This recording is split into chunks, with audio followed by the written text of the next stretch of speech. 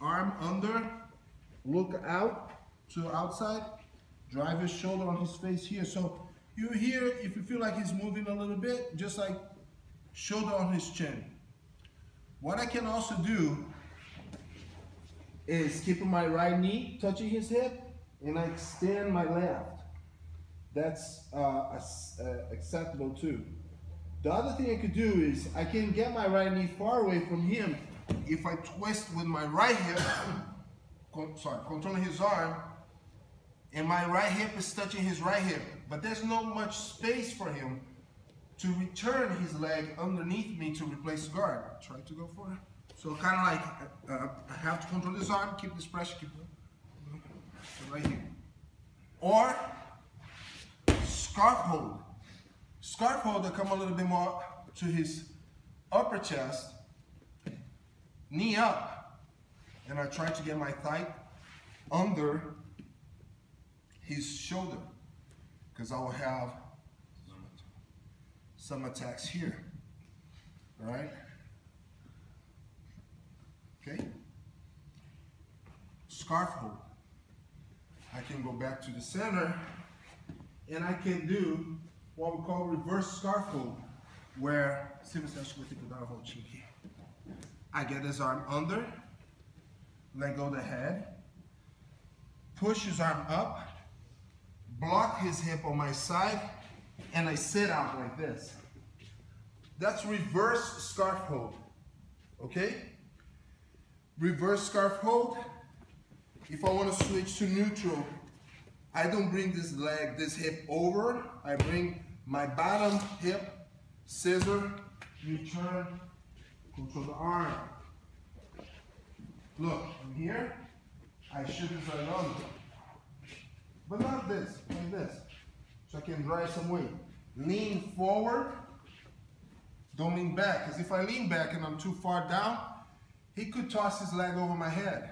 You know, it's like a flexible guy. I got this, right? So it's here. Look how I scissor my leg. And of course I can go to north-south.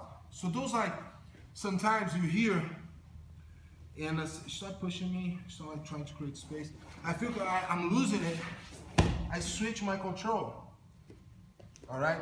And that's a Jiu-Jitsu scarf hold. What could have happened during this pass? Say I'm here, Jeremiah sideways, and I have this hand on the lapel, and as I was rushing, instead of getting his arm under, I end up getting his arm over. He can go right away to my back, and I'll be in trouble. That's why if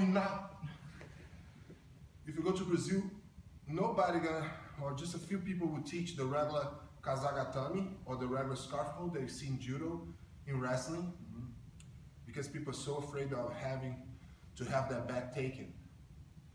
But what I learned from my Sambo judo coach, Sensei Dennis, because he goes here to regular scarf hold and he ties up the head and the arm. You understand? But in Jiu-Jitsu, you have to move every 20 seconds. You cannot just stop here. And say that he started going to my back somehow, I put my weight here, hold like a reverse cradle, holding his leg, and I switch to the other side to reverse scarf hold. And what I do is, I don't know if you guys can see from there, I block his hip and move my hip higher. And this arm, I toss it over like to pinch his arms. I want his arms like the way that it is right now. Very hard to move. So from reverse, I get this foot here, use my heel to pull, and I go to mount, crushing him. It doesn't matter how light you are, how heavy you are. Make yourself heavier, more adjusted. All right? Doesn't matter if it's a 4-year-old kid. You good? I'm ready to massage? Yep. So I'm here. He got it sideways. I was this. Say that he pummeled his arm in. Pummel. And I see one that pass. Pull his arm and go here. I have a black belt in my school. When you get this, you wanna go home and cry at upsell, like it's so strong here. But he cannot hold for 20 seconds. I still could attack his arm. Right? But then, because I have to move, look what I do. Reverse cradle. Try to go to my back. I'm pinning him, putting his chest, and then I switch. Leg up. Push his arm up. Step over. Put my heel right behind his back, Sylvia. Right, Sylvia? Do you see it from there?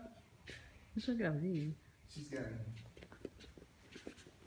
See how his knees touching his belly too? Do you see that, Sylvia? Now, I use this here. Okay? Sure. Let's try that. Thank you.